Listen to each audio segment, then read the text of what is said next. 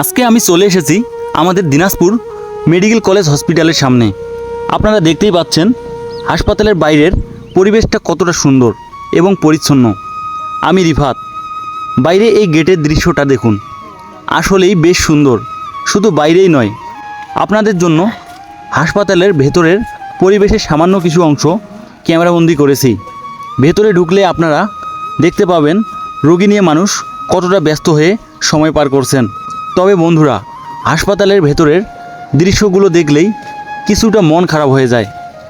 হাসপাতালের ভেতরে যে ওয়াশরুমগুলো আছে এবং জানালার পাশের ব্যালকনিগুলো, এগুলোর অবস্থা খুবই নোংরা।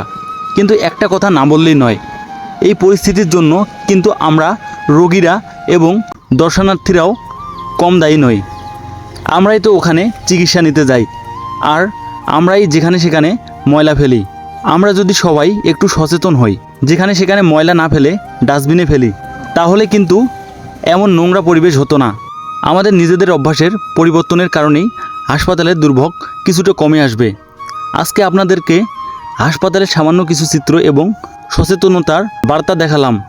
আপনারা যদি চান যে আমি দিনাজপুর মেডিকেল কলেজ হাসপাতালের ভেতরের পুরো দৃশ্য নিয়ে আরও একটি বিস্তারিত একটি ভিডিও আপনাদের সামনে তুলে ধরি, তবে কমেন্টে অবশ্যই আপনারা জানাবেন।